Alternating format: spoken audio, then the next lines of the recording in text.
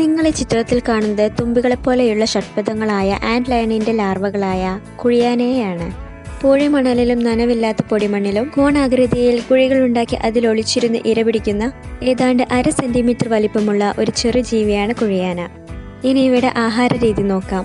നേരിട്ട് സൂര്യപ്രകാശം പതിക്കാത്ത തണുത്ത ഇടങ്ങളിലാണ് കുഴിയാനയുടെ കുഴികൾ കണ്ടുവരുന്നത്. കുഴിയാന കുഴിയുടെ മുകളിലത്തെ വ്യാസം ഏതാണ്ട് 1 ഇഞ്ച് ഉണ്ടാവും. ചോർപ്പാകൃതിയിലുള്ള കുഴിയുടെ ഒത്ത നടുവിൽ മണലിൽ പൂണ്ടിരിക്കുന്ന കുഴിയാന കുഴിയിൽ വീഴുന്ന ചെറുജീവികളെ ആഹാരമാക്കുന്നു. ചെറുജീവികൾ പൊടിമണലിൽ തീർത്ത കുഴിയാനക്കുഴിയുടെ മുകളിലെത്തുമ്പോൾ മണൽ ഇടിയുന്നതിനാൽ അവ കുഴിയുടെ ഒത്ത നടുവിലേക്ക് വീഴുന്നു. ഇര കുഴിയുടെ മുകളിലെത്തുമ്പോൾ കുഴിയാന മണൽ തെറിപ്പിച്ച് ഇരയെ കുഴിയിലേക്ക് തള്ളിയിടാനും ശ്രമിക്കാറുണ്ട്.